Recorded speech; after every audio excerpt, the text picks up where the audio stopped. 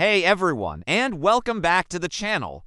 Have you ever scrolled through your social media feed and stumbled upon these simple, yet strangely addictive games where you just have to guess the next color? Red, green, blue. It seems so straightforward, right? Well, today, we're diving deep into the fascinating world of online color prediction games.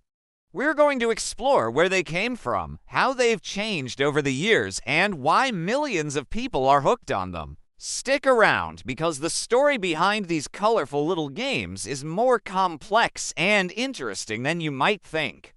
So, where did this all begin? To understand the online versions, we have to look back at their offline ancestors. Think about classic guessing games, carnival attractions, or even simple wagers between friends. The core idea is age-old, predicting a random outcome. It taps into our fundamental desire to test our luck, our intuition, and maybe even find a pattern where there isn't one. These early forms were simple, social, and based purely on chance. They laid the psychological groundwork for what was to come. The thrill of being right, the friendly competition. All of these elements were present long before the internet came along. Then, the internet happened and everything changed. The first wave of online color prediction games emerged in the late 90s and early 2000s. These were basic, browser-based games. The graphics were simple, often just colored buttons on a plain web page. You'd click a color and the computer would randomly generate a result. It was a digital version of a coin flip, but with more colors. There were no social features, no leaderboards, no fancy animations. It was just you against the machine's random number generator. These games were often found on free gaming portals and served as a simple way to pass the time. They were the humble beginnings, the digital seed from which the entire genre would grow. The real explosion came with the rise of smartphones and app stores. Suddenly, these games weren't confined to a desktop computer. You could play them anywhere, anytime. The mobile era brought about what I call Color Prediction 2.0. Developers started to gamify the experience. They added points, levels, and daily challenges. You weren't just guessing a color anymore, you were on a quest. You could earn rewards for a winning streak or unlock new themes and color palettes. This is where we started to see the integration of social features. You could connect with friends, compare scores, and see who was the best color predictor in your circle. The games became more engaging, more visually appealing, and much, much more addictive. The simple act of guessing was now wrapped in layers of progression and social competition, making it incredibly compelling. As the mobile gaming market got more crowded, developers needed new ways to stand out and monetize their apps. This led to the next big evolutionary step, the integration of financial elements. Many platforms began to incorporate real stakes. Now, players could wager small amounts of money on their predictions. This transformed the experience entirely. It was no longer just about points or bragging rights. There was a real financial incentive. This model introduced a whole new level of risk and reward. Platforms developed sophisticated user interfaces with real-time results, betting histories, and detailed statistics. They also introduced referral programs and bonuses, turning players into promoters. This fusion of simple gaming and financial speculation is what defines the modern landscape of many color prediction games. It has a powerful combination that hooks players by engaging both their desire for entertainment and their hope for a financial gain. So, what makes these games so irresistible? Let's break down the psychology. First, there's the principle of intermittent reinforcement. It's the same mechanism that makes slot machines so addictive. When rewards are unpredictable, our brains get a bigger dopamine hit when we do win. You don't know when the win is coming, so you keep playing, chasing that feeling. Second, there's the illusion of control.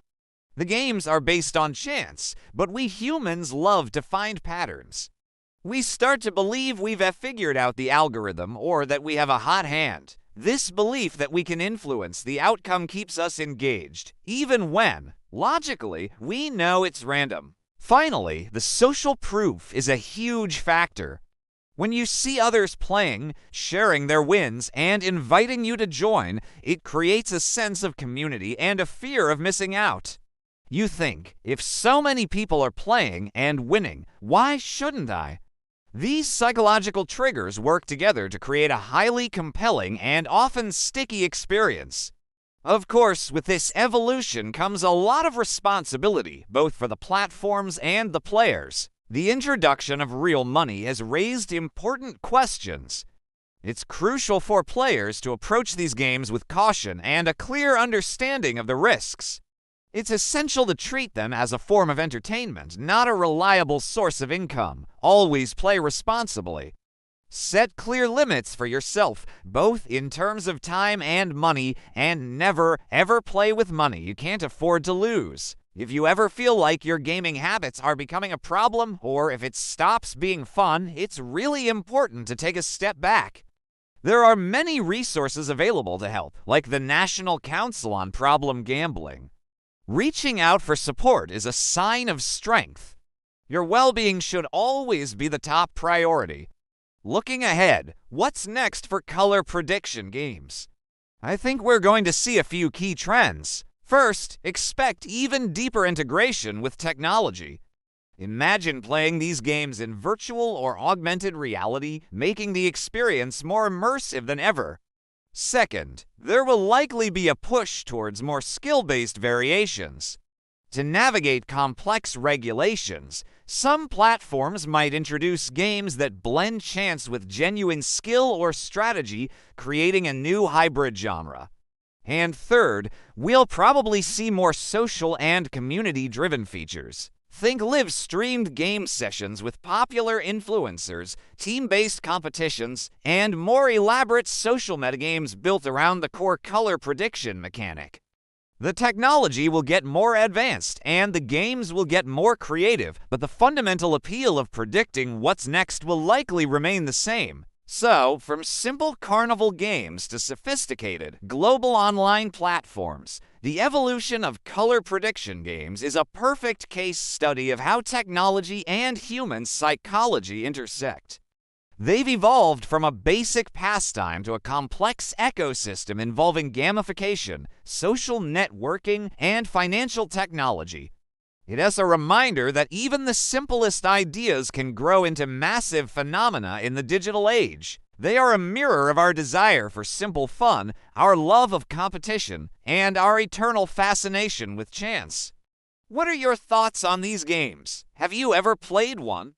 Let me know your experiences in the comments below. I'd love to hear your stories. Thanks so much for watching today.